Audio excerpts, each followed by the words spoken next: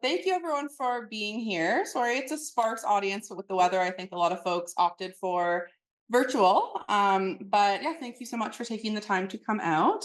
So my name is Michaela Bernicke. I'm the communications coordinator with the Royal, and I have the pleasure of being one of the members of the Royal Mental Hygiene Challenge team. So yeah, we're the ones responsible for bringing it to life. So we're excited to be here with you today.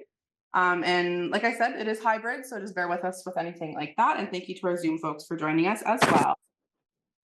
And before we get started, I just want to read aloud a land acknowledgement.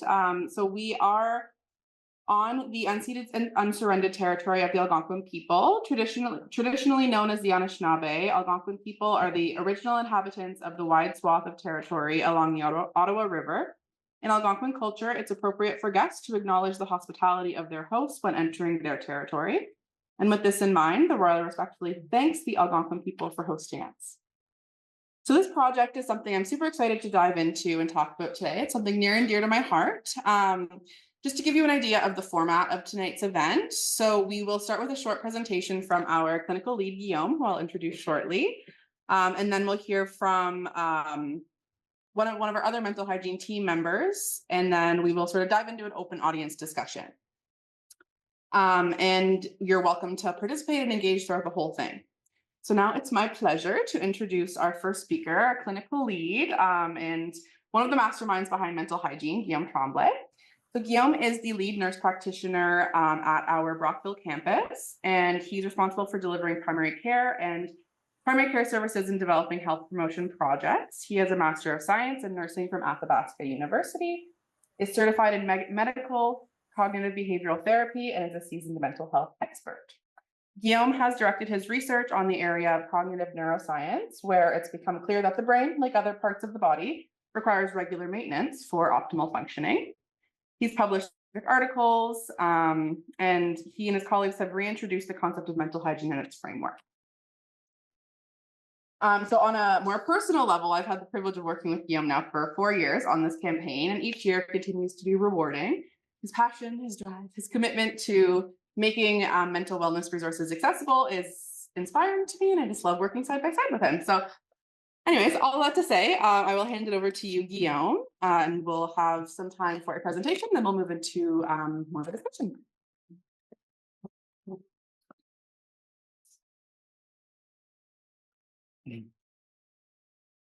Good evening, everybody. I appreciate you going through the snowy traffic to get here and participate today. And thanks to everybody who's joining us online to engage in this discussion today. It is something that's, probably very dear to me, this whole project and the team that we've had behind this for a couple of years now, about the importance of how can we address the issue of maintaining our mental health in a practical, accessible way that is realistic for nearly all individuals. And that's what we want to share today with you, is a bit of a framework, some ideas that we hope you can take home, that isn't just a cool talk that you went to, but something that you take with you and actually impacts your day-to-day lives. That's the ultimate goal here. So we're going to talk about mental hygiene. Sorry, just got to the right button here. Sorry. Click it. Okay, there we go. Thank you, Michaela. So it's a very simple principle that we want to address today, that the concept of hygiene. So hygiene is simply practices or activities, what hygiene means. So we apply that term to a lot of the things in our lives: dental hygiene, physical hygiene, sleep hygiene. It basically means practices that are conducive to health. And we want to sort of take the hygienic framework and apply it to mental health. And it's very common in public-facing recommendations that we tell people we should brush our teeth 2 minutes twice a day. We should get about 150 minutes of exercise every week of moderate physical activity. We should try to get 7 to 8 hours of sleep. We have sort of benchmark behaviors that we recommend everybody should target on a sort of universal basis.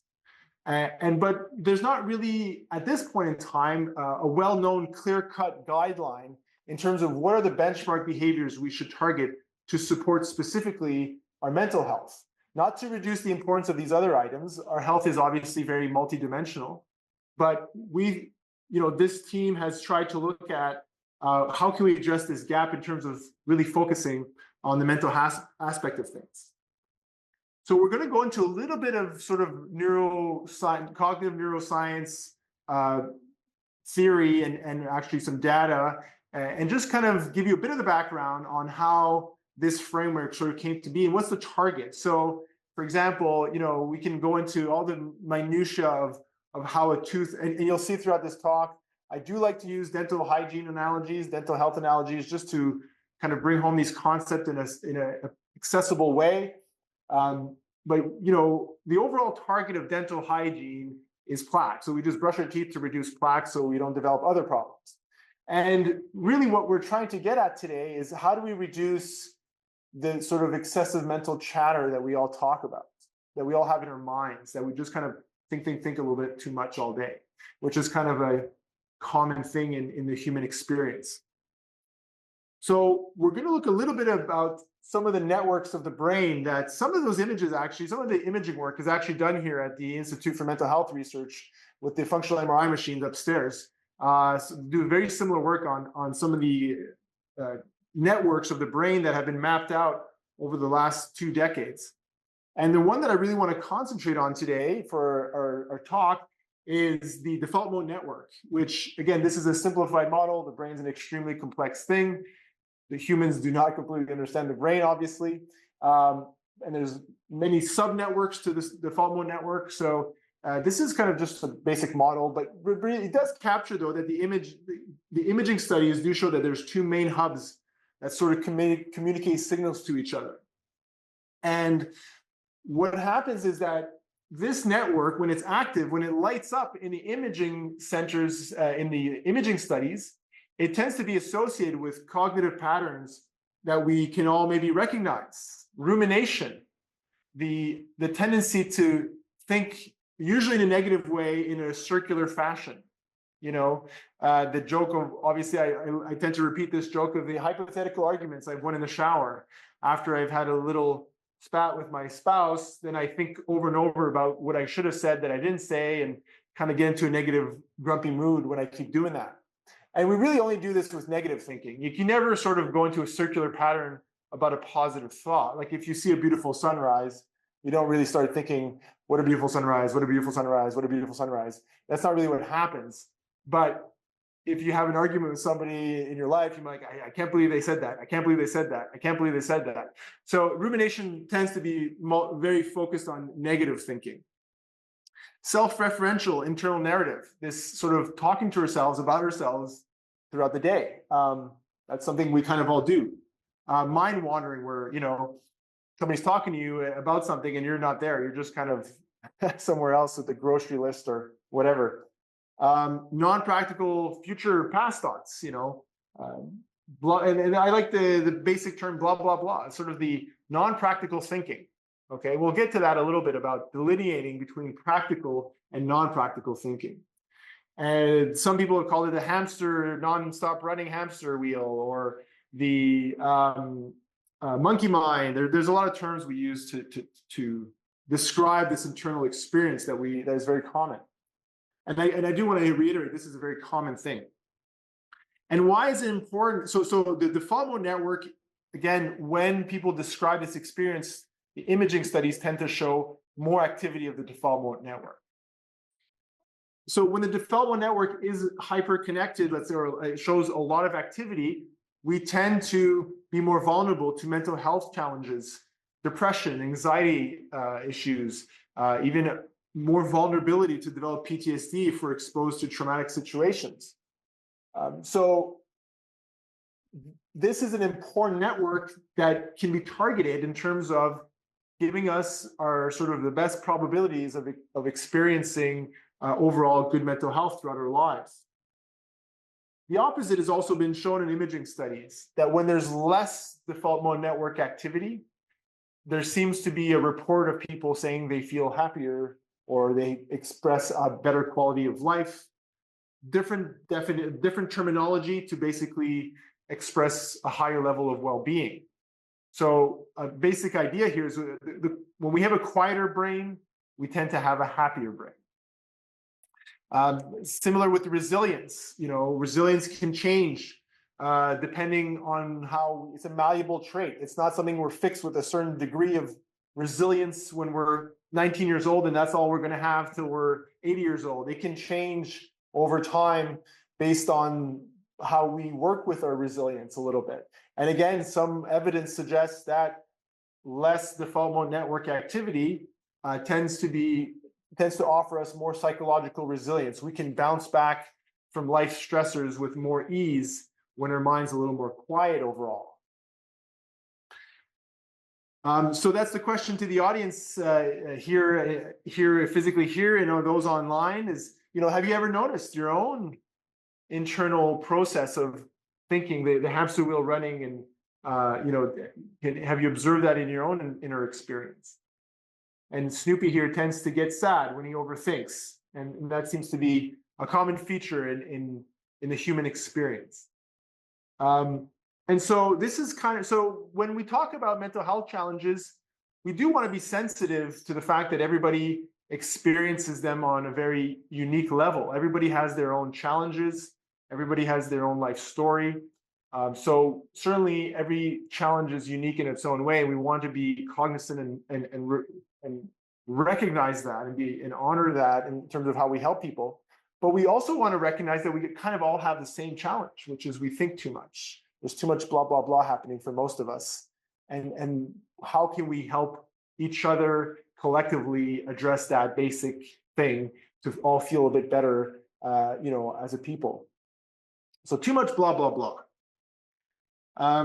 Now, again, I just want to really be clear about when we talk about the default mode network is not to demonize it, because these concepts can get a little tricky, that we don't want to make things worse for people by talking about this. We want this to be informative and supporting well-being. So I'll just back up here for a second. The default mode network is not to, we're not going to demonize it. This is obvious. It obviously has certain functions of the brain that have adapted and evolved over time for our own cognition. So I'm going to use again a dental analogy to explain that everybody has a little bit of blah, blah, blah, a bit of default mode network activity. It is entirely normal, just like everybody has dental plaque. There's not one person in this room or in the audience or everybody in Ottawa who doesn't have a little bit of dental plaque, or some people have a lot. But dental plaque only becomes a problem when it's excessive. And therefore, we need to practice dental hygiene, brushing our teeth, to minimize excessive dental plaque. And we draw upon the same analogy for the default mode network. There's nothing wrong with a little bit of blah, blah, blah, and a little monkey mind jumping around a little bit. But when it becomes excessive, it does make us more vulnerable to mental health challenges and reducing our well-being.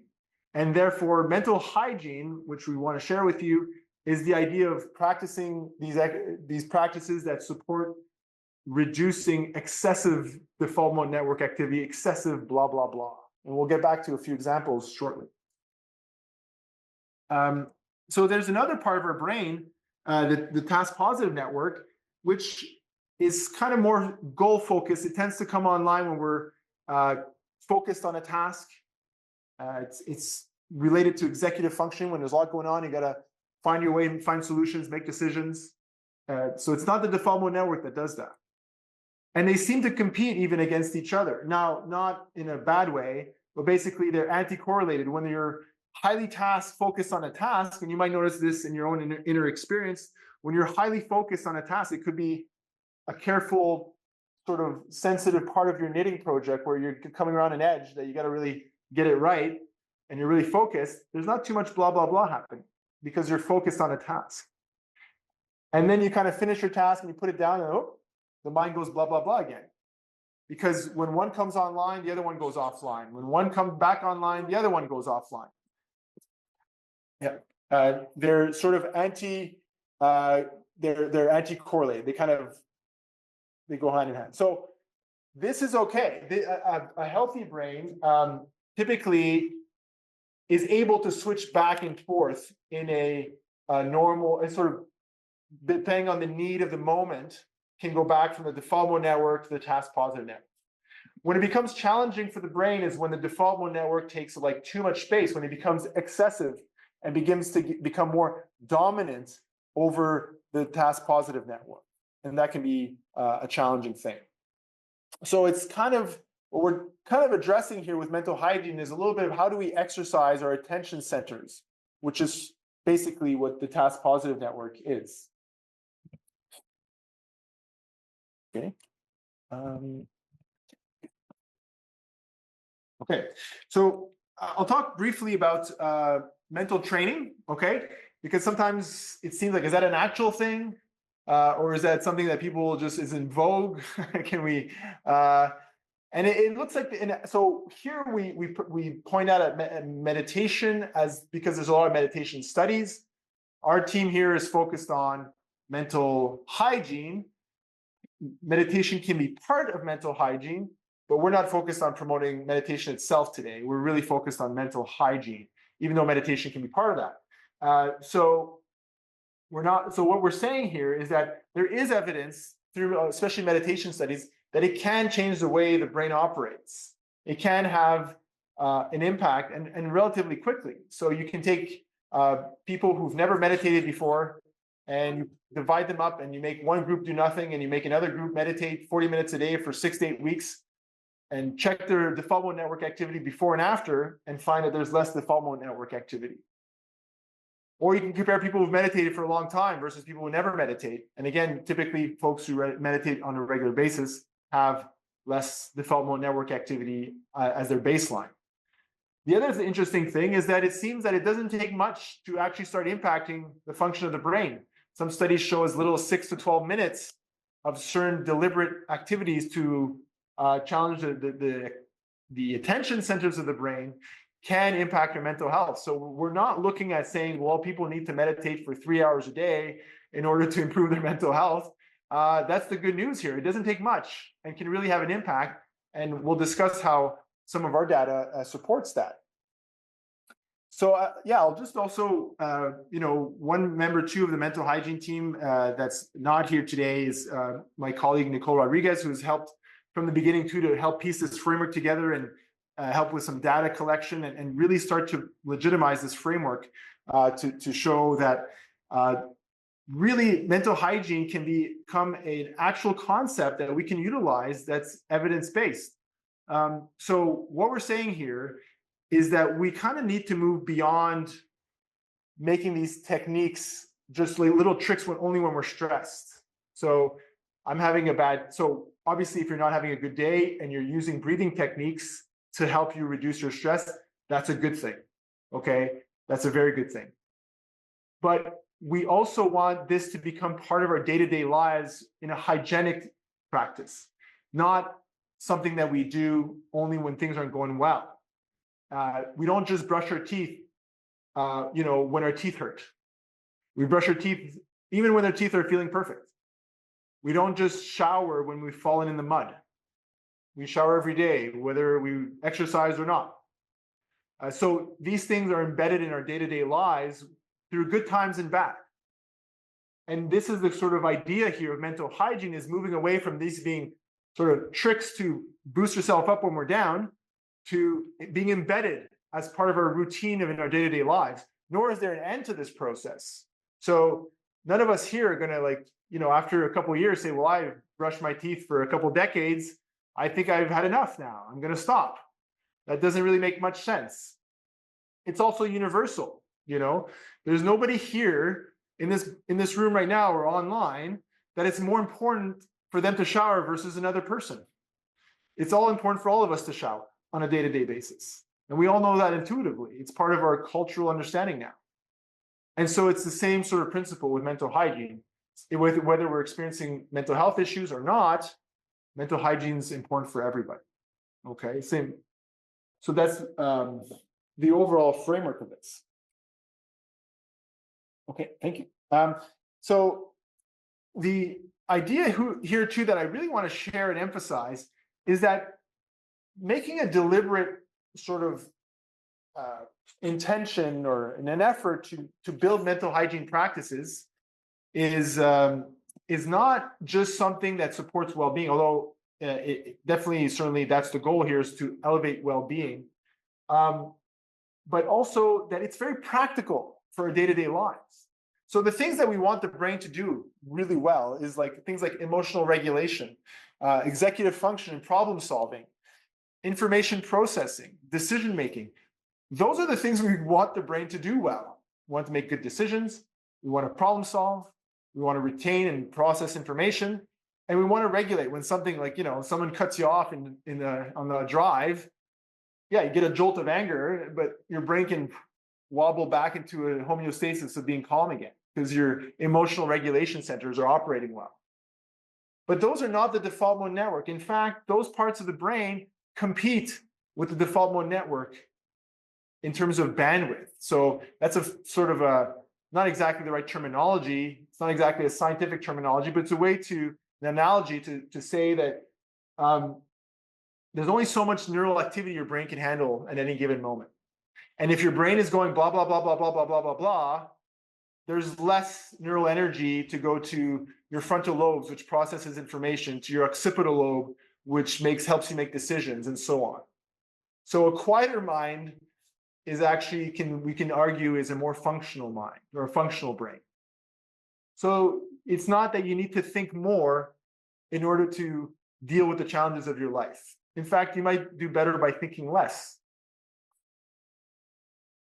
So we'll talk a little bit more about this in terms of accessing these toolkits that the team has developed. 17 practices. I said, is this slide outdated? Did I say 16? Sorry, it's 17 now. 17 practices. And so these are a list of some of them. There's also some guided meditations that we've recorded.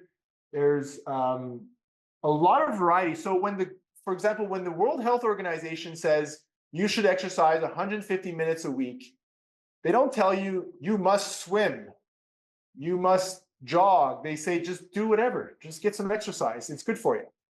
So whether you swim 20 minutes here and you go for a hike with your spouse or you do whatever, you get 150 minutes, you've met that target. And we're saying it's the same thing for mental hygiene. It's not necessary to do one specific thing. This is mental hygiene. So we've really tried to create a varied toolkit that is accessible, easy to do, easy to use, and anybody can just jump in and get going. Okay, we'll do a couple little exercises before we wrap up my segment here. So let's start with breathing stillness, and I want everybody here present and those online to join. So it's a very simple exercise, 2 breaths that we're going to take together in a moment, and you're going to focus with as much concentration as you possibly can muster on the physical sensation of your nostrils as the air goes in and out of your body. And at the same time, I want you to put your hands on your belly and feel the movement of your belly as well. So it's a very physical thing. We're feeling the nostrils and feeling the movement of our belly. Okay, so for those at home and those sitting here, let's put our feet flat on the ground. Sit a little bit straight as we can. We'll put our hands on our belly, close our eyes, and take 2 very focused breaths. Let's go here.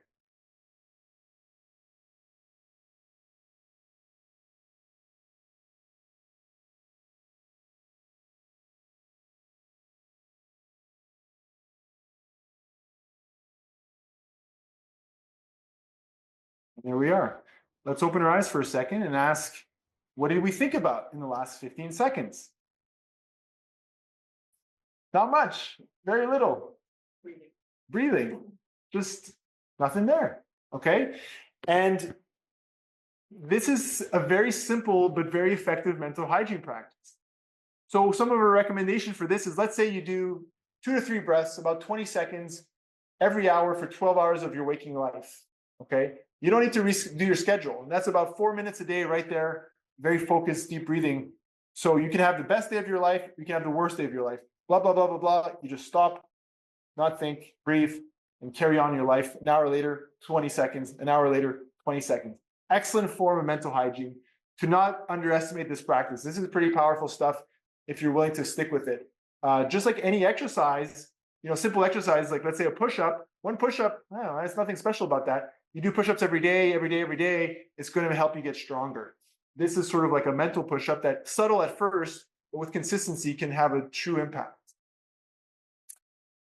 I'll do this one as well. We'll do it briefly here, but this is a little, we're going to go put our little strange button aside because it's a little odd of a practice, but it has been shown, there's a peer-reviewed paper on this exact practice.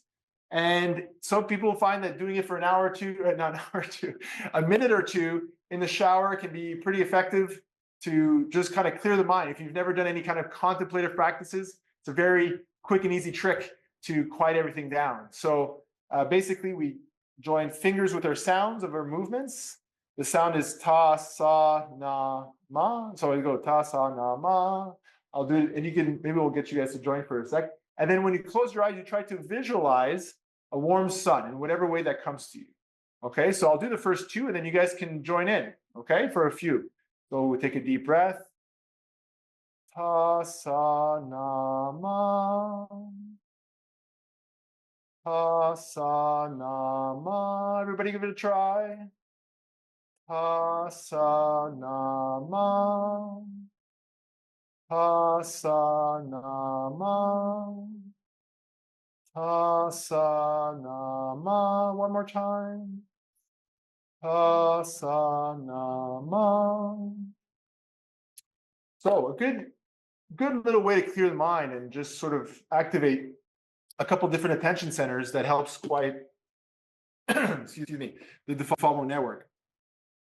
I'm going to go through this one also. This is an important point because about thinking, there's different types of thinking.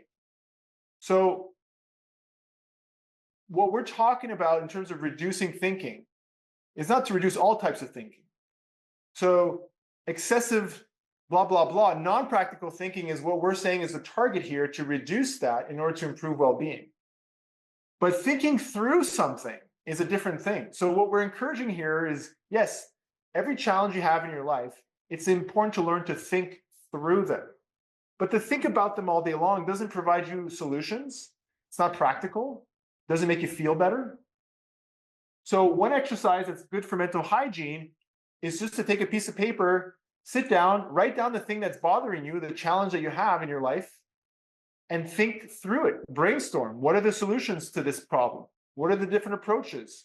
What's the advantage of solution A versus solution B? What's the timeline? What are the action items? And you can notice that you do this a few times, that the thing that's bothering you, you don't need to think about it as much. You don't think about it as much. So this is excellent mental hygiene to do this on a regular basis, to exercise thinking through and think about a lot less. So thinking through does not equal thinking about. How am I doing here? Okay. This one too, again, if you have no time to do mental hygiene, coordinate your breathing and your steps. Every time you walk is an opportunity to exercise mental hygiene. We have a video on this. Gratitude, and I can't say enough about gratitude. It's really good for you. We should all practice gratitude. Self-compassion, we have exercise about that. There is a lot of evidence about self-compassion being incredibly important. So the general recommendation here, and what we're trying to get people to start looking at, is to try to get 10 minutes of mental hygiene a day. Is sort of like brushing your teeth 2 minutes twice a day is the general recommendation. The general recommendation for mental hygiene is, to try to get 10 minutes in whatever format works for you with some of the resources that we can share. And that's it for me, folks. I appreciate your time. And I'll ask Michaela to come back up here. Thank you, Guillaume. So now I will hand it over to one of our other lovely team members that I have the pleasure of working with.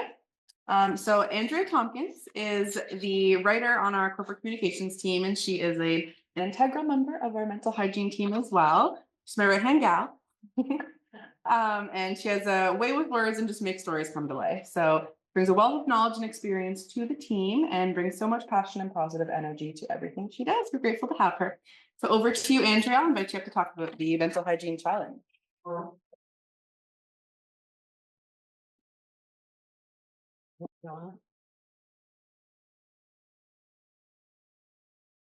I'm going to spend a couple minutes talking about the mental hygiene challenge, which is one of the way we tried to introduce mental hygiene to a wider audience. I'm going to take a time travel back to 2021 when I first spoke to Guillaume. As a writer on the communications team, it's my job to drum up stories for our website and, of course, share some of the wonderful work that's happening here at the Royal. So in the spring of 2021, Guillaume co-authored a paper with two of his colleagues, as you saw a few slides ago, a paper called Mental Hygiene, What It Is, Its Implication, and Future Directions. It was co-written with his colleagues, Nicole Rodriguez and Dr. Sanjeev Palati. And when I spoke to Guillaume, I was really struck with his passion and enthusiasm for the mental hygiene idea. And I just thought it was such a great idea and it made so much sense. That dental analogy, right? It really hits home. Like everyone knows they need to brush their teeth for 2 minutes. So what do we do for our mental health? Guillaume was really keen to create supplemental materials to go with this article that I was working on. And I thought that was a really cool idea. How can we get this out to more people? So the communications team, we huddled together and thought about it and planned and brainstormed, and all the pieces of what's now known as the Mental Hygiene Challenge came together. So our amazing designer, Carol McLeod, came up with progress tracking calendars, and she actually, that's Bob the Brain there. That was her invention too. Bob the Brain has a toothbrush. Because mental hygiene is like a toothbrush for your brain, which is our tagline. Jen Singer, who does video work, she's up there. Hello, Jen. She shot how-to videos and instruction videos, and Michaela did a lot of the heavy lifting as it pertained to the actual implementation of the toolkit. It's a microsite that you register to participate in. So that brings us to March 2022, which is when we launched the Mental Hygiene Challenge. And the idea really was to get the word out to as many people as we could. Because we're so excited about the idea, we wanted other people to be excited about it as well. And hopefully convince people to try something new and adopt the concept of mental hygiene to their daily practice and hopefully make a lifelong habit out of it. So for this campaign, it takes place every year for the month of March. This year is our 4th annual. We ask people to commit to 10 minutes a day to one of or as many of the 17 research-based practices that we have listed in our toolkit. It's free to join, and once folks are registered, they have access to the full toolkit, all the videos, all kinds of other resources, handouts, progress tracking calendars. Basically, we want everyone to succeed. Some of the practices Guillaume talked about, the chanting, the breathing, movement, these are all very accessible and universal, and they're easy to do by absolutely everyone. As I mentioned, this is our 4th year. We've had over 7,000 people take part. And there's also actually a very active Facebook group that's part that you can register for or join as part of this challenge. And it's a really fun place to be. It's full of cheerleaders and people who encourage and support people's mental hygiene challenge for the month of March. It's funny, like I've been thinking a lot about mental hygiene. I've been participating in it for years now, well, ever since Guillaume introduced the concept, and I've reflected a lot on it, and it really does work. I guess I should mention that part of this initiative also includes a research component that's been really interesting, and people are able to opt in to this research component. It's very easy to do. So basically, you answer questions in a short survey before, during, and after, and we're able to measure whether or not mental hygiene has a positive impact on mental wellness, and it actually does. So I think I'm about to wrap this up. Right, coming up next, we have like a panel discussion and a Q&A. So we're going to chat more about it and answer your questions too.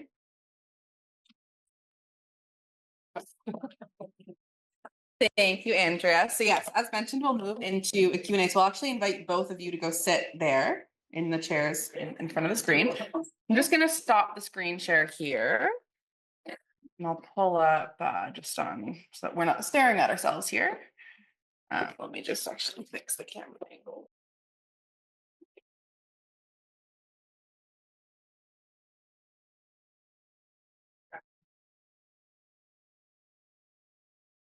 Okay, and this is just our toolkit that I'm pulling up here, but yeah, all right.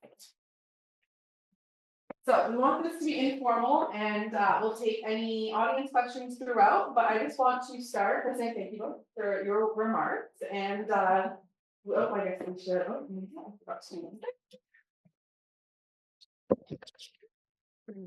Here, so Zoom can hear us.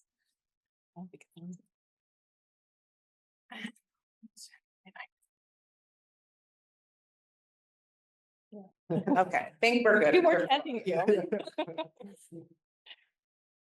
All right, so again, welcome any audience engagement throughout this, but I'll just start asking both of you just a few personal reflections about the challenge. So obviously we've been in this for 4 years now. And just tell me a little bit about what works for you, what practices you like to do yourselves, maybe any challenges you faced and overcome. Maybe I'll start with you, Guillaume. Yeah, I think it's, when you try to promote this to other people, I think you come at it with a bit better energy if you can try to practice it yourself. So I guess to me, the benefit of having all these years of promoting mental hygiene is I think it's helped me improve my own mental hygiene. Because you're like, it's important, and then at one point you're like, well, you can't keep saying it and not try to do it.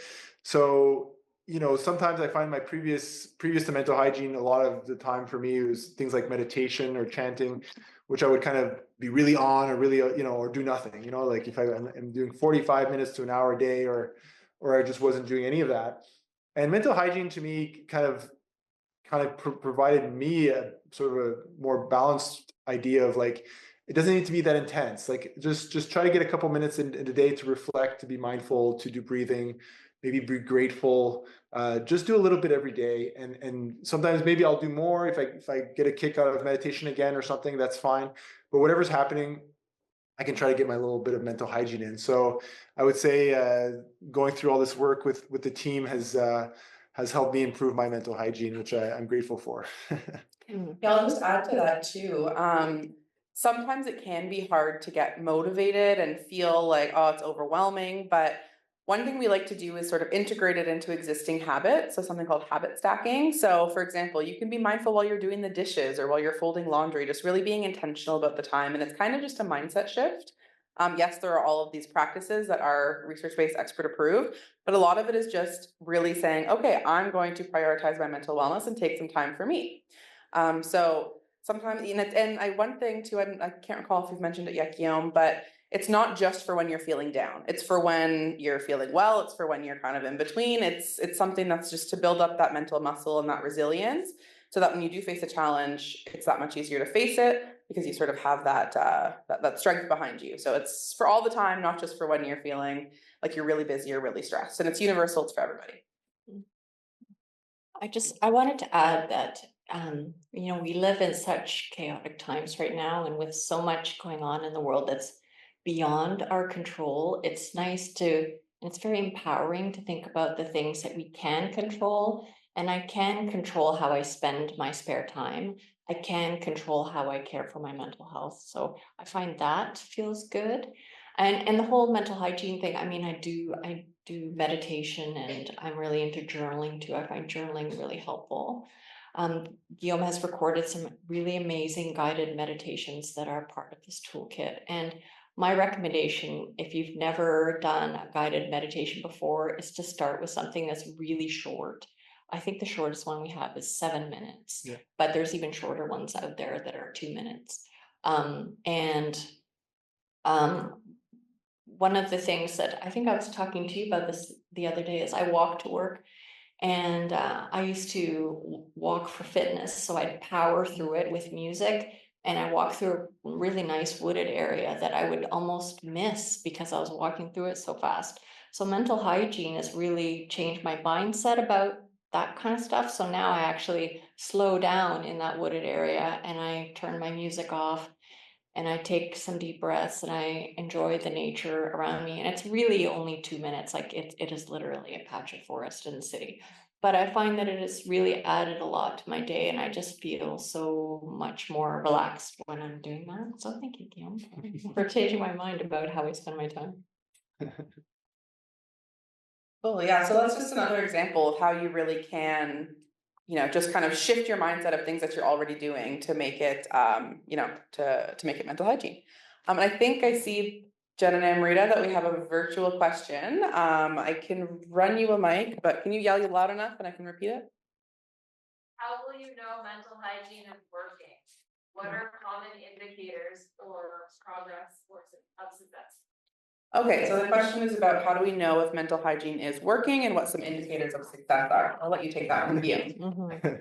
Yeah, it's a good question. And I mean, there's different ways to look at it. So, for example, we as Andrea was discussing, we do some metrics in terms. There are tools out there that exist to measure well-being, and so part of our data collection that we have is to check well-being scores before and after the challenge, and every year so far it's been pretty positive of how people report feeling after the challenge. So in that sense, that's one way, is a signal that mental hygiene seems to be beneficial for folks.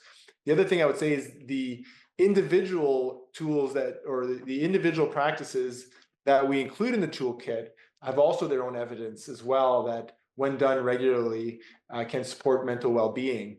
So we didn't just pick anything necessarily. We sort of scoured the literature for things that are show that done regularly can really support mental health. But in terms of the individual, I tend to think that most people know when they feel better. Like it's a very sort of instantaneous self-knowledge. Like we kind of know when we're feeling better overall and we're not.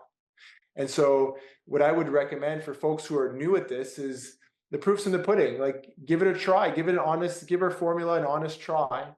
And you can be the scientist who determines if it has an actual impact on your lives or not.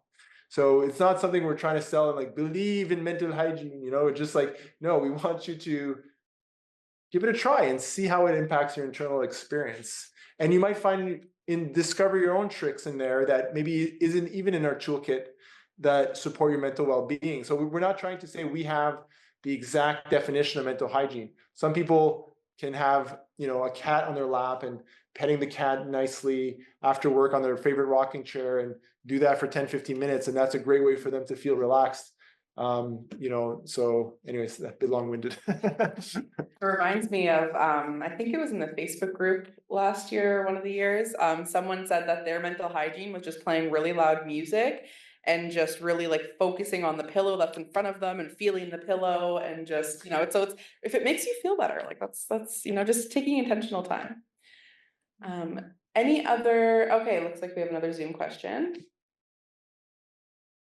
I didn't see yoga in your toolkit. What are your thoughts on incorporating yoga with meditation? Okay, so the question was incorporating yoga with meditation and whether yoga is a part of mental hygiene. So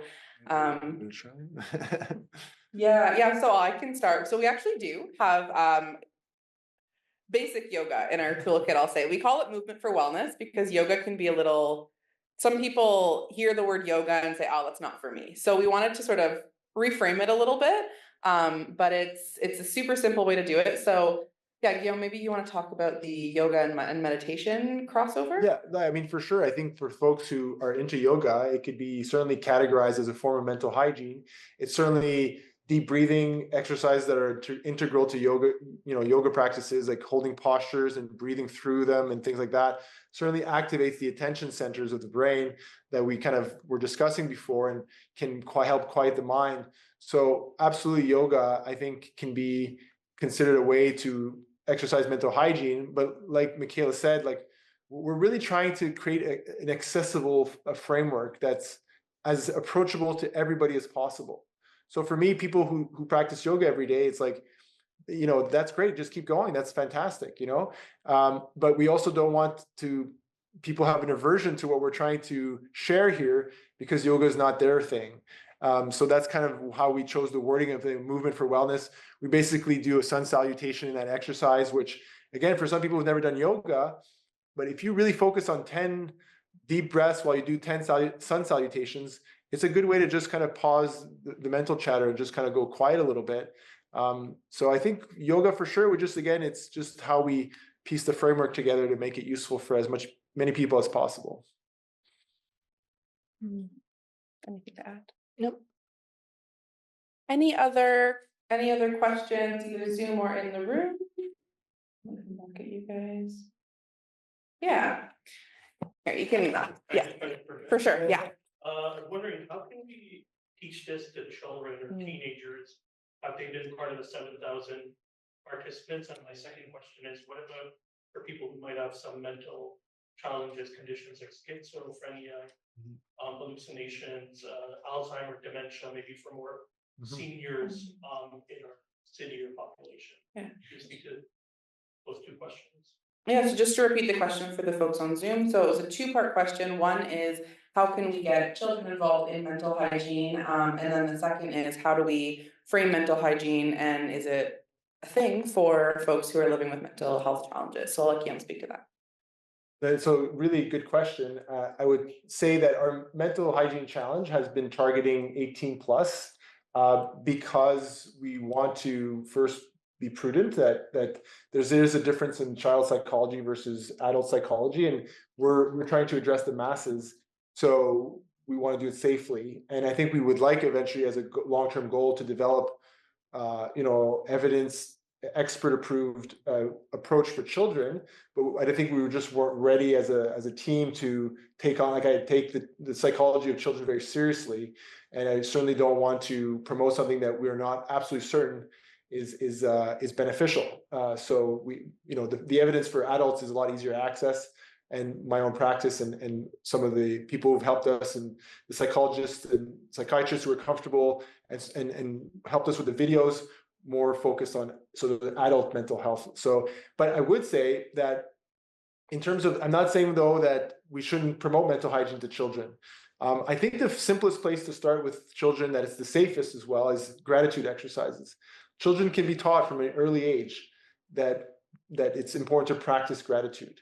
I don't really foresee a downside to that. So I think that, basic breathing techniques, learning to can you just feel your belly moving when you're taking deep breaths, are simple sort of approaches for children to learn a bit of like self-awareness, but also to foster a positive attitude where, when they're upset about something, well, can you also tell me things that you like about your life, and what are things you appreciate about your life, and to exercise that. So I think for parents who are interested about sharing mental hygiene with their children, I think a safe place to start is to focus on gratitude. In terms of mental health population, I do take I think the stance we take is that it's a universal concept. So again, even if somebody's really sick physically, they still need to shower, and it's not dangerous. I mean, there's going to be some very minute exceptions, but for the most part, we still need to be hygienic even if we're ill. These practices aren't sort of this in-depth analysis of let's say somebody with schizophrenia who has auditory hallucinations. There's no questions about the voices or things like that. So even people with severe mental health challenges can benefit from a bit of deep breathing, writing down a couple of things they appreciate. So, and in my own sort of practice in Brockville, I have done sort of groups focused on mental hygiene with people with severe mental health challenges, and it's gone very well. Because it's very simple, easy, and accessible approaches that are good for really anybody who wants to engage in them. The dementia piece is a lot harder to answer that, to be honest. I don't know if I have a good answer for you. It depends how much, the severity, and yeah, I would say if some people, we can't go there anymore. But no, we haven't touched the dementia part very much at all, to be honest. Thanks, Kim. Looks like we have another Zoom question. Given current events and the heaviness of what is going on in the world, what are some recommendations using mental hygiene that helps cope kind of the severity of news? And instead of looking away, what are some techniques that people could develop using mental hygiene? Yeah, so the question was, given the sort of state of the world and the uncertainty, summarizing, how can we cope with that, and how can mental hygiene help with that? So one thing I will say is this year we added a new guided meditation to our docket. So that's in our toolkit and on our YouTube channel. And it's all about navigating uncertainty. So, yeah, that's a new thing to check out as a start, but, Guillaume or Andrea, if there's anything else you wanted to add? So again, it comes to a little bit of what I was speaking to about before, of thinking about versus thinking through. To what degree is thinking about something useful? So without turning away, as the question asks, it's not about turning away. We all want to be informed. So being informed is certainly, overall, we could say is a good thing. We'll have a basic idea of current events, what's happening in the world economy, in politics, and so forth to a certain degree. But we have to be part of mental hygiene is learning to recognize when this sort of thinking about things that are out there become excessive. And that's really what hurts. Being informed doesn't hurt. It's excessively thinking about it over and over that can be detrimental to our mental well-being. So I think the idea of mental hygiene, again, is to learn and build habits that help us to just, okay, I saw the news, I know what's going on. Now I got to focus on, what I have to do today for my own life, and to think over and over about some of these things that are sort of out of our control doesn't support our well-being. So being informed, good, but to what point do we ruminate about it again and again, to recognize the rumination pattern and utilize mental hygiene approaches to reduce our tendency to ruminate about things that can be some of the challenges that humanity is having in terms of our, societal challenges. Thanks, Guillaume. Any other questions in the room or on Zoom? That's So 7:55. 5 minutes. Yes, we are 5 minutes to 8. So any final questions? Anything you guys wanted to chat about in the last couple of minutes? Yeah. I just had a question. I just want to make sure I'm on the right track. Is Mhm. focus really key? Like is it being able to focus that pulls you out that And so the question is it the fact of focusing that pulls you out of the default mode network? And I would say yes, but I'll let you go in some more from the clinical side.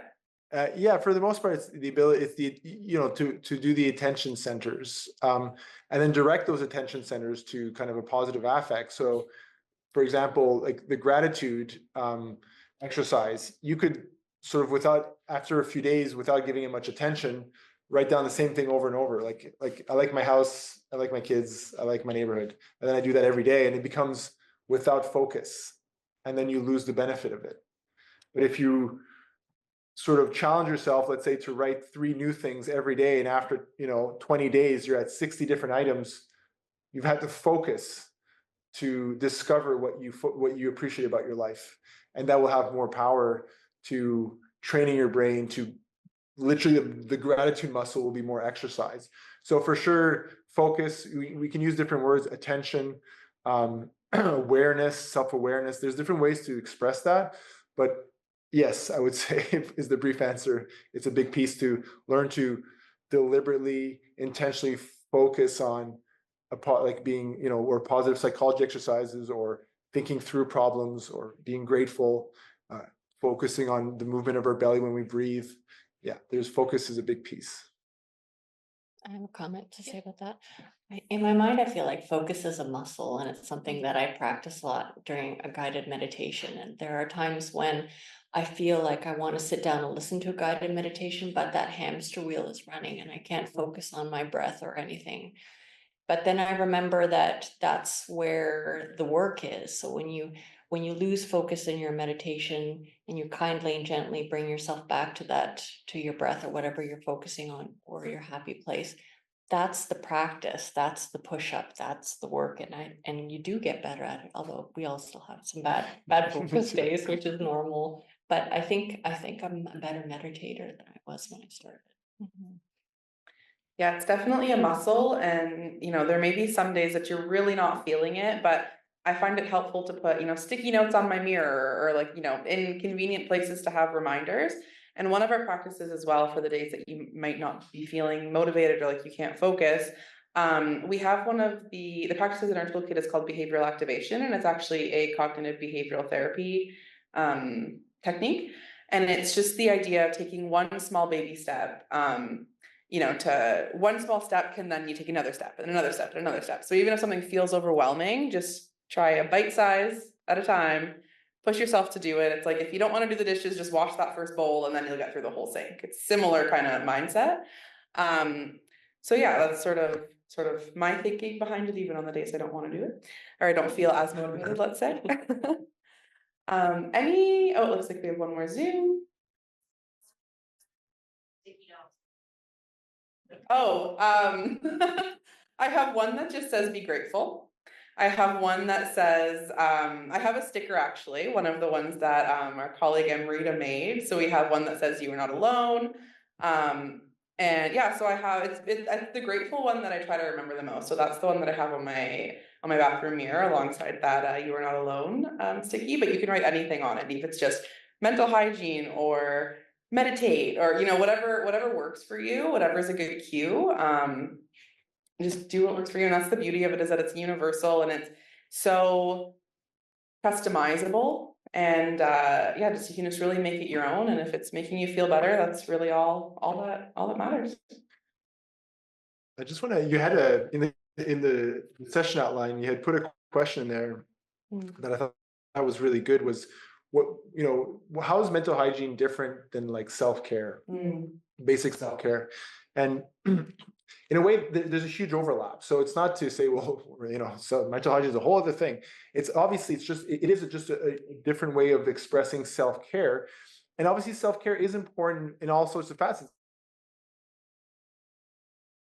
So the spa or something and relax and regenerate their energy, that's good. Okay, great, awesome. But we can't go to the spa every day, right? Like the goal with mental hygiene is to give a little bit of an idea of how we can integrate it in small little bits on a day-to-day basis. So for example, the walking and breathing to coordinate like three steps in while you inhale and then 4 steps while you exhale. So every time you're walking is an opportunity to be a bit of self-care, of just caring for your mind. You don't need to think about everything in your life. You can just focus on your steps. So it is a form of self-care, but we're trying to make self-care, let's say, even way more accessible and part of everybody's day-to-day life in terms of our mental health and well-being. Or like Andrea said, just a simple mindset shift of something she already does, of walking home, but focusing more on her environment as opposed to just gotta make it home, or whatever the next thing on the to-do list is, So it could be things that you're already doing, but just slightly adjusting them. Yeah. Mm-hmm. Any final thoughts before we wrap up here? How about where to sign up if they're... Yes, that is my next one. So yes, there's still time to join the challenge. It does run through the month of March, but you can sign up at any time. So this is just, I have up here our toolkit, but you can sign up at theroyal.ca if you haven't already. There's just a big banner on our homepage, easy to find. And if you happen to work for an organization, or you want to share it and promote it to your networks, we have a whole marketing toolkit as well, so you can get in touch with me to get that if you wanted. Then I just wanted to reiterate once more that mental hygiene is not a replacement for mental health, therapy or other treatment. So if you need it, absolutely seek it out. Mental hygiene is supplementary, just like how you still have to go to the dentist even if you brush your teeth. So there are a ton of resources in our toolkit as well, like the distress center, some other crisis lines, 988, things like that. So please use those resources when you need them. Mental hygiene is not the be all and end all, but it can help. So yeah, that's I guess that's where we'll wrap it today. That's a wrap. Thank you all for coming. Thank you. Thank you.